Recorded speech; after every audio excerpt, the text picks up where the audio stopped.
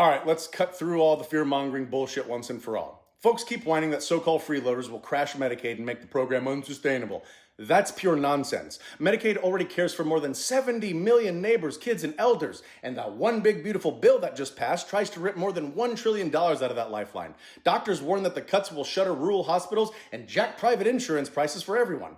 And guys, I could not care less if somebody gaming the system slips through the cracks, because healthcare is a human right. If my tax dollars go to help a struggling family, a laid-off worker, or even the person that you people label as undeserving, that is money well spent. The real scandal is the fact that the richest country on earth still charges every one of us an arm and a leg just to see a doctor.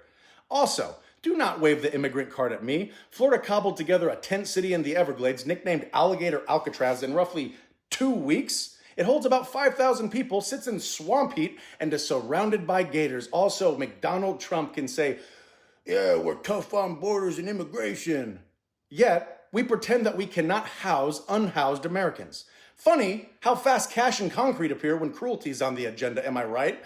Spare me the "we cannot afford it" excuse, because you cheered when President Trump handed out billions in tax breaks to the ultra-wealthy. You stayed silent while his golf trips drained over $1.5 million from the Treasury. You applauded when he floated buying Greenland. You grin at Space Force swallowing about $26 billion a year and the defense budget sprinting towards $900 billion a year. The nation shells out around $7 million every single day to detain immigrants. Members of Congress enjoy lifetime government-funded health care. Yet, a diabetic child needing insulin is suddenly socialism?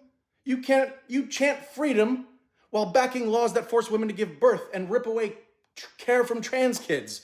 You preach small government and then beg that same government to police bedrooms, bodies, and books. You claim healthcare is not a right while wearing shirts that scream God-given rights. You say that you will not pay for someone else's clinic visit, yet you are fine paying for border walls that do not work, cops in schools, and politicians' legal bills.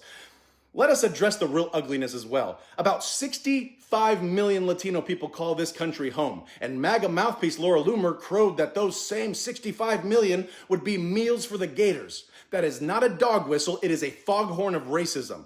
We are done trying to convince people who cheer for the suffering. The mission now is to call their hate by its name, drown it in solidarity and truth, and fight for a nation where healthcare is universal and humanity is non-negotiable. If that offends them, good. Let their outrage keep them warm. The rest of us, we have to build a better country.